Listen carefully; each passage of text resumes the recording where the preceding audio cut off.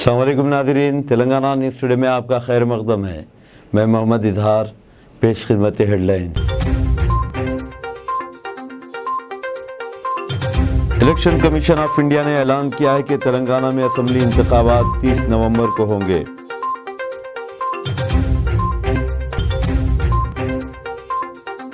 मरकजी वज़ीर सयाहत और सकाफत जी किशन रेड्डी ने आज सिकंदराबाद रेलवे स्टेशन पर 4 ट्रेनों की तोसी के प्रोग्राम का इफ्तिताह किया।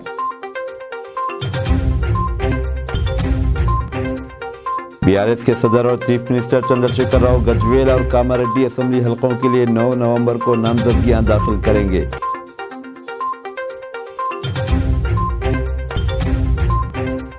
विजयवाड़ा एसीबी कोर्ट ने एपी स्किल डेवलपमेंट केस में साबिक चीफ मिनिस्टर चंद्रबाबू नायडू की दरखास्त जमानत मुस्तरद कर दी है। अब खबरें तफसील के साथ। इलेक्शन कमीशन ऑफ इंडिया ने ऐलान किया है कि तेलंगाना में असम्बली इंतखाबात 30 नवंबर को होंगे। Chief election commissioner Rajiv Kumar ने दिल्ली में एक प्रेस कॉन्फ्रेंस से खिताब करते हुए कहा कि वोटों की गिनती 3 दिसंबर को अमल में आएगी। उन्होंने कहा कि गज़ट नोटिफिकेशन 3 नवंबर को जारी किया जाएगा। नामजदगी दाखिल करने की आखिरी तारीख 10 नवंबर होगी और नामजदगियों की जाँच पड़ताल 13 नवंबर को की जाएगी। नामजदगी वापस लेने की आखिरी तारीख 15 नवंबर होगी। चीफ इलेक्शन कमिश्नर ने कहा कि पूरा इंतखाबी अमल 5 दिसंबर तक मुकम्मल कर लिया जाएगा। हुक्मरान भारत राष्ट्र समिति 119 असम्बली हलकों में से 115 के लिए अपने उम्मीदवारों का पहले ही ऐलान कर दिया है। अपोजिशन पार्टियों बीजेपी और कांग्रेस ने अभी तक अपने उम्मीदवारों के नामों का ऐलान नहीं किया है। इस दौरान बीजेपी के रियासती सदर किशन रेड्डी ने इंतखाबी शेड्यूल के ऐलान का खैर मकदम किया। उन्होंने कहा कि बीजेपी रियासत में इंतखाबात के लिए पूरी तरह तैयार है। हैदराबाद में आज मीडिया के नुमाइंदों से बातचीत करते हुए उन्होंने इस यकीन का इजहार किया कि बीजेपी इंतखाबात में कामयाबी हासिल करेगी। उन्होंने कहा कि बीजेपी ऐसी हुकूमत चाहती है जिसमें अवाम के तमाम तबक़ात को हुक्मरानी में हिस्सा लेने का मौका मिले। उन्होंने कहा कि अवाम ख़ानदानी हुक्मरानी और बदउनवान हुकूमत को शिकस्त देना चाहते हैं। किशन रेड्डी ने कहा कि बीआरएस और कांग्रेस दूसरे और तीसरे मुकाम के लिए मुकाबला करेंगे।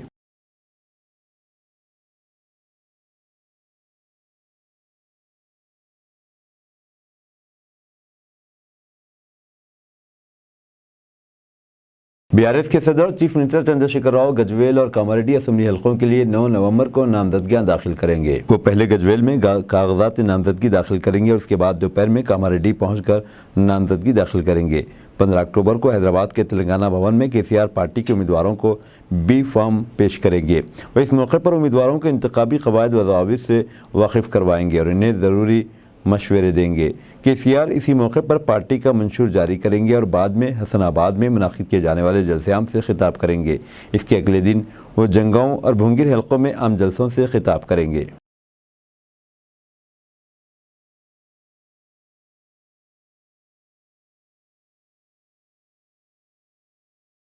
मरकजी वज़ीर सयाहत व सकाफत जी किशन रेड्डी ने आज सिकंदराबाद रेलवे स्टेशन पर 4 ट्रेनों की तोसी के प्रोग्राम का इफ्तिताह किया। हदाबसार हैदराबाद एक्सप्रेस को काजीपेट तक, जयपुर काचीगुड़ा एक्सप्रेस को कर्नूल सिटी तक, HS नांदेड़ तांडूर एक्सप्रेस को रायचूर तक और करीमनगर निज़ामाबाद मेमो ट्रेन को बोधन तक तोसी दी गई है। साउथ सेंट्रल रेलवे ने तेलंगाना से मुतालिक 4 ट्रेन सर्विसेज को मुख्तलिफ मकामात तक तोसी दी है ताकि मुसाफिरीन की सफ़र को ज़ायद सहूलतें फ़राहम हो। इस मौके पर मरकजी वज़ीर किशन रेड्डी ने कहा कि इन 4 ट्रेनों की तोसी से तेलंगाना के अवाम को मुख्तलिफ मकामात पर रास्त सफ़र की सहूलत हासिल होगी। उन्होंने कहा कि काजीपेट के अवाम को पुणे तक रात और रात के वक्त सफ़र की सहूलत मिलेगी।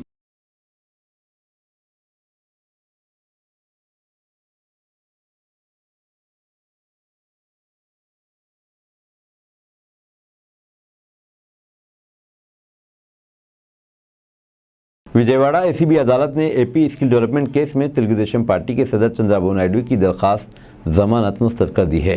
अदालत ने इनकी तहवील के लिए सीआईडी की अर्जी को भी मुस्तरद कर दिया। एसीबी अदालत ने गुज़िश्ता हफ्ते 3 दिन तक इन अर्जियों की समाअत की थी और अपना फैसला महफूज कर दिया था। अदालत ने आज अपने फैसलों का ऐलान किया। इस दौरान सुप्रीम कोर्ट ने स्किल डेवलपमेंट केस में चंद्रबाबू नायडू की खुसूसी अर्जी पर समाअत कल तक के लिए मुलतवी कर दी है। अदालत ने चंद्रबाबू नायडू के वकला के दलाइल की 2 घंटों तक समाअत की और रियासती हुकूमत की नुमाइंदगी करने वाले मुकुल रोहतगी के दलाइल भी सुने। दोनों फरीक़ैन ने सेक्शन 17A के बारे में अपने दलाइल पेश किए।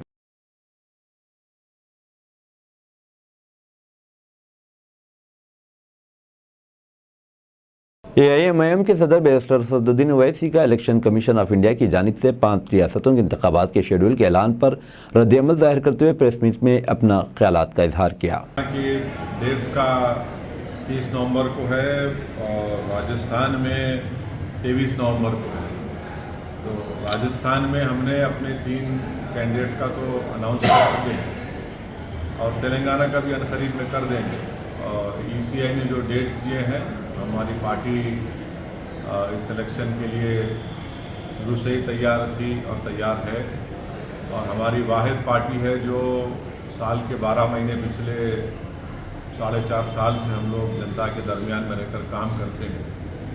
और मुझे यकीन है कि ख़ास तौर से तेलंगाना में जहाँ पर हमारे MLAs हैं और जहाँ पर हम लड़ेंगे, वहाँ की आवाम हमारी काम को, हमारी एक्सेसिबिलिटी को, हमारे अवेलेबिलिटी को, हमारे पार्टी के मेंबर्स की उसके ऊपर हमारा साथ देगी और इंशाअल्लाह हमको यकीन है कि एक बहुत बड़ी कामयाबी से अल्लाह हमको हमकिनार करेगा और हम पूरा ताउन करेंगे कि इलेक्शन पीसफुल हो और सही इलेक्शन स्पिरिट में हो। हमने ये बात जब इलेक्शन कमिश्नर ऑफ इंडिया के तीनों कमिश्नर आए थे, चीफ इलेक्शन कमिश्नर से भी हमने ये कहा था कि हमारी पार्टी की तरफ से पूरा ताउन होगा और हम चाहेंगे कि इलेक्शन फ्री एंड फेयर हो और हम यही कोशिश करेंगे और हम चुनाव लड़ेंगे, अच्छी तरह से लड़ेंगे। क्या मुद्दे होंगे सर इस चुनाव में? तेलंगाना और राजस्थान में आप कंटेस्ट करने जा रहे हैं, क्या मुद्दे क्या हैं? कि हर प्रदेश में, हर रियासत में मुद्दे मुख्तलिफ ज़रूर हैं और रहेंगे, पर एक मुद्दा ज़रूर है जो तेलंगाना राजस्थान में बड़ा कॉमन है।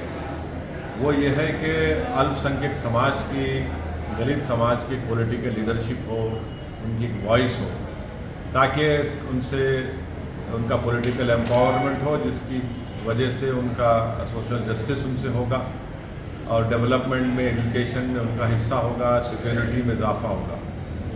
अब तेलंगाना में कई अलग इश्यूज़ रहेंगे, राजस्थान में अलग रहेंगे, मगर जो कॉमन चीज़ें हैं वो ये है। अब तेलंगाना में तो हमको ये उम्मीद है कि इंशाअल्लाह दोबारा KCR तेलंगाना के मुख्यमंत्री बनेंगे और हमारी पार्टी के MLAs भी कामयाब होंगे जहाँ जिस असेंबली कॉन्स्टिट्यूंसी से हम लोग लड़ेंगे।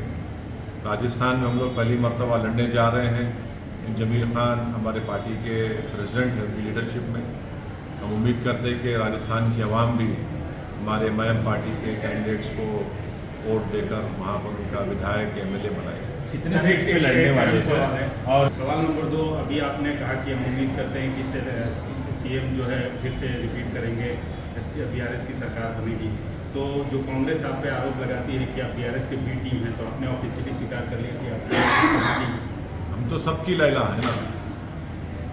जब 2004 से 2012 तक डॉक्टर मनमोहन सिंह की तायद कर रहे थे। मरकजी वज़ीर दाखिला अमित शाह कल आदिलाबाद में एक जलसे-आम से खिताब करेंगे। वह हैदराबाद में दानिशवरों के कन्वेंशन से भी मुखातिब करेंगे। बीजेपी के रियासती जनरल सेक्रेटरी जी परमेंद्र रेड्डी ने एक बयान में बताया कि अमित शाह कल दोपहर आदिलाबाद में एक जलसे-आम से खिताब करेंगे और शाम में हैदराबाद में मुनाकिद होने वाले दानिशवरों के कन्वेंशन से भी खिताब करेंगे। असम्बली इंतखाबात के लिए बीजेपी की मुहिम में पार्टी के कई सीनियर लीडरों की शिरकत मुतवक्के है।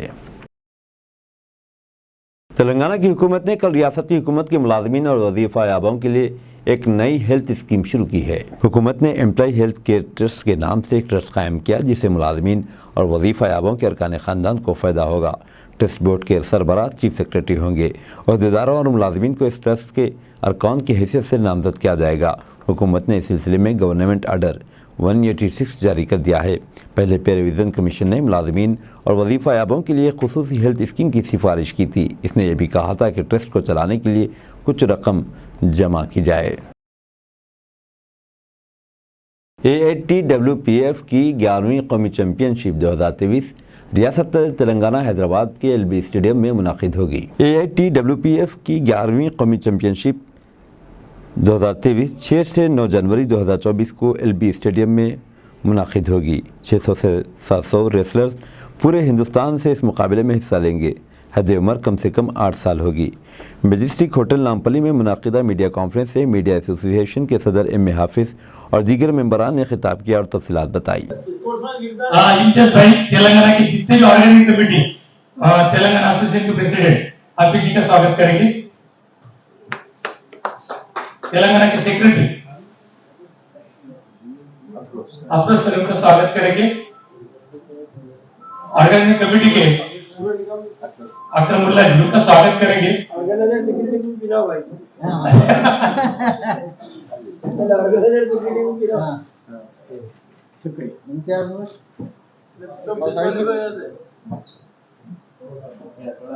अस्सलाम वालेकुम, नमस्ते, गुड इवनिंग। आज यहाँ पर मेजेस्टिक होटल में प्रेस कॉन्फ्रेंस रखा गया है। AITWPF 11th national championship 2023 traditional wrestling and pankration, ये जो 11th कंपटीशन है जो लाल बहादुर स्टेडियम को 6 से 9 जनवरी तक है। और एज मुझे मौका दिया गया है हमारे प्रेसिडेंट साहब की तरफ से कि ऑर्गेनाइजिंग चेयरमैन का, तो मैं इसको इंशाल्लाह बहुत अच्छे तरीके से निभाने की कोशिश करूंगा। और मैं आप तमाम मीडिया से रिक्वेस्ट करता हूं कि इस टूर्नामेंट को आप ज़्यादा से ज़्यादा वायरल करें और ये मैसेज काफ़ी लोगों तक पहुंचाएं आप। और मैं वंस अगेन हमारे प्रेसिडेंट साहब का शुक्र अदा करता हूँ। Thank you. 8 साल से सीनियर वो अभी AITWPF all India traditional wrestling and pankration का, इनके फेडरेशन का, के वो जो है 2019 में बहुत ही यहाँ पर हमको एक मौका दिए थे। फिर एक बार जो है हमको 2023 का इंशाल्लाह ताला जो है 6 जनवरी से 9 जनवरी तक के जो है 2024 में जो है एक मौका दिए हैं। अब मैं बहुत ही शुक्रगुजार हूँ इनका और जो है तेलंगाना के जो है सभी कोचेस का कि वो जो है बहुत 2019 में बहुत अच्छा काम किए। और जो है यहाँ पर पूरे ऑल इंडिया से जो है 23 स्टेट्स पार्टिसिपेट करे थे, जिसके अंदर तेलंगाना की टीम जो है फर्स्ट रही। और इंशाल्लाह इस वक्त भी जो है मैं उम्मीद करता हूं कि तेलंगाना की टीम इंशाल्लाह ताला फिर जो है फिर फर्स्ट हिंदुस्तान के अंदर जो है पहले मुकाम पर हासिल करेंगे और कोशिश करेंगे। इंशाल्लाह हम जो है 19 में बहुत ही जो है इनको बहुत ही सुविधाएं, बहुत ही सहूलियात दिए। और जो है यहाँ के हिंदुस्तान के सारे खिलाड़ी जो है खुश होकर तेलंगाना से गए थे। मैं जो है यहाँ के सभी लोगों से गुजारिश करता हूँ कि ये जो है हमें कोऑपरेट करें। इंशाल्लाह ताला जो है फिर ये हमको मौका दिए हैं, मैं इनका बहुत ही शुक्रगुजार हूँ। इंशाल्लाह ताला तेलंगाना का जो सिलेक्शन होगा स्टेट का 16-17 दिसंबर को होगा और सभी हमारे डिस्ट्रिक्ट जो है इसके अंदर पार्टिसिपेट करेंगे। ये जो है LB स्टेडियम के अंदर इंशाल्लाह ताला जो है मुनक़िद होगा। इंशाल्लाह ताला ये जो है 93464433 पर जो है कांटेक्ट करें। 9346443342 पर कांटेक्ट करें। इंशाल्लाह ताला इसके ऊपर जो है व्हाट्सएप के जरिए सभी जो है इसकी डिटेल दी जाएगी। बंडलागुड़ा पुलिस स्टेशन हुदूद में इलेक्शन कोड के नाफिज होने के बाद व्हीकल चेकिंग की गई, जिसमें इंस्पेक्टर बंडलागुड़ा मोहम्मद शाकिर अली और SIC हरीश कुमार और दीगर स्टाफ मौजूद था। आज बंडलागुड़ा पुलिस स्टेशन के लिमिट्स में मैं बंडलागुड़ा इंस्पेक्टर और हमारे SI श्री हरीश कुमार और ASI शंकर और दीगर स्टाफ के साथ यहाँ गोल्डन पैलेस बंडलागुड़ा पे व्हीकल चेकिंग किए हैं। आज इलेक्शन कोड आज से इफेक्ट हुआ है तेलंगाना स्टेट में।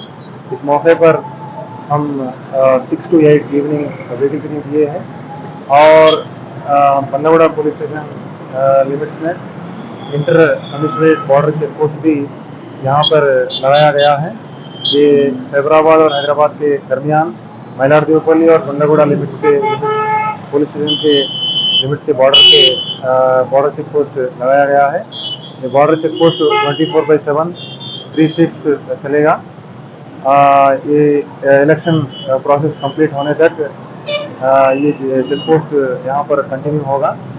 और पब्लिक से भी मीडिया के थ्रू हम गुजारिश करते हैं कभी भी व्हीकल चेकिंग के दौरान पुलिस को कोऑपरेट करें और कुछ भी वैल्यूबल आइटम्स अगर कैरी कर रहे हैं तो वो अपने सफिशेंट प्रूफ्स के साथ कैरी करें, वरना लीगल एक्शन इसके ऊपर लीगल एक्शन इनिशिएट किया जाएगा।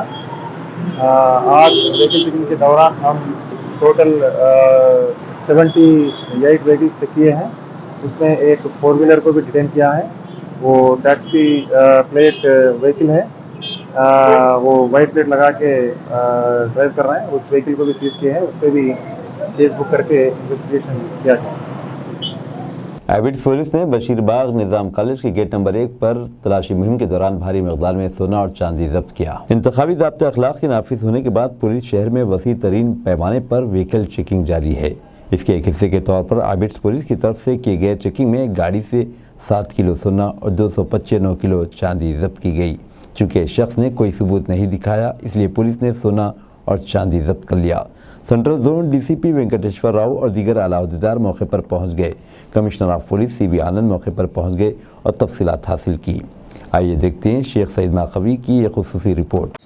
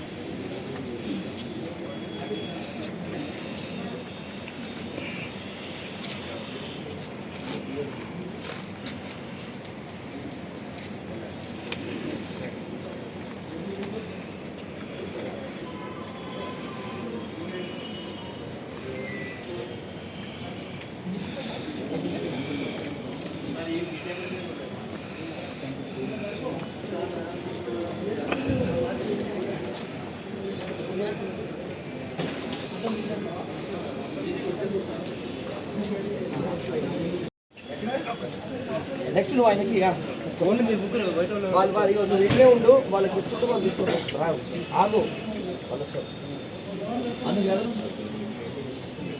ఆగు ఆగు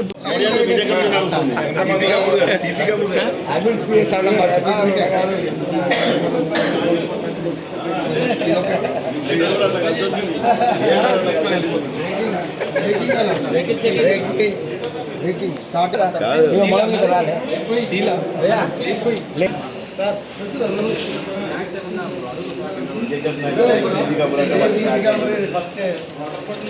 రమ్మనల్లా చెప్పండి మేము మమ్మల్ని అడుగుతుండే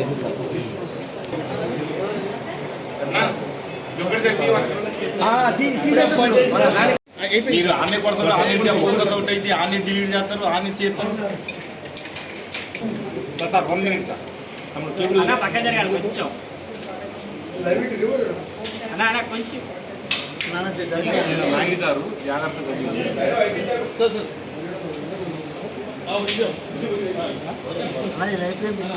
ఓకేనా కొంచెం జరగండి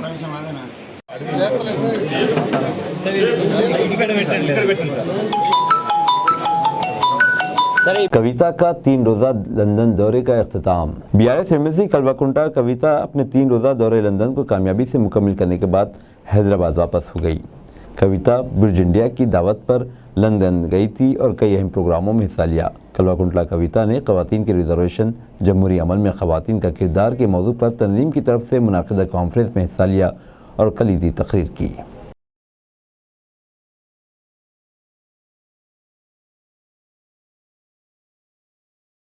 नरसंगी पुलिस स्टेशन हुदूद में एक खातून के गले से चैन छीनने वाला सरीक गिरफ्तार। पुलिस नरसंगी की डिटेक्टिव टीम ने पहला पिप्पुलागुड़ा गांव गंडीपेट मंडल हुदूद में गोल्डन टेम्पल के करीब खातून किराना स्टोर पर टी पाउडर लाने गई थी और वापस होते वक्त एक ऑटो में से एक शख्स उतरा और इस पर अक़ब से हमला करते हुए 4 तोला तलाई चैन छीन कर फरार हो गया। पुलिस में इसकी शिकायत दर्ज करवाई गई। पुलिस ने CCTV की मदद से एक ऑटो की शिनाख्त करते हुए सारिक का पता चलाया, जिसका नाम मोहम्मद इमरान असद बाबा नगर किशन बाग का रहने वाला है। पुलिस ने इसे गिरफ्तार करते हुए इसके कब्जे से मसरूक़ा माल बरामद करते हुए इसे जेल रवाना कर दिया। बालाजी नगर पुप्पालगुड़ा बोल के है, वो कॉलोनी में एक औरत 70 साल की औरत अपना शाम के टाइम में वो फूल निकालने के लिए वहाँ पर थोड़ा फूल निकाल रहे थे। वो टाइम में एक ऑटो वाले बाजू ठहर के उससे फोर्सबली चैन खींच के लेके गया। वही केस को प्रेस्टिजियस लेके नारसिंगी पुलिस इंस्पेक्टर शिव कुमार, अपना डिटेक्टिव इंस्पेक्टर श्रीनिवास, वो लोगों का पूरा team, crime team, law and order team of Narsingi police and Lakshmi Narayan ACP के नेतृत्व में अच्छा डिटेक्ट करे। वो कल शाम में जो एक्यूज्ड मोहम्मद इमरान को किशन बाग वाले हैं उसको कस्टडी में लिए गए हैं। उससे ये प्रॉपर्टी, इंटैक्ट प्रॉपर्टी डिटेक्ट करे एज इट इज़। वो इमरान का बयान के हिसाब से उन्होंने अपना ऑटो के लिए EMES भरना है, पेंडिंग है, वो खींच के ले गया तुम बोल के फाइनेंस वाले बोल रहे, और इंश्योरेंस कराने को भी पैसे नहीं है बोल के इस सिलसिले में उन्होंने ये ऑफेंस करा बोल के कबूल करा। बाकी जो प्रीवियस हिस्ट्री तो उसके अभी हमारा रिकॉर्ड के मुताबिक नहीं मालूम हो रहे, जो भी आपको बाद में पता करेगा उसको आपको बोल देंगे। पहले भी कुछ केसेस हम वही बोल रहे हैं ना, नहीं है बोल के। अब दीजिए इजहारुल हक को इजाज़त। मिलते हैं अगले न्यूज़ बुलेटिन में। देखते रहें तेलंगाना न्यूज़ टुडे।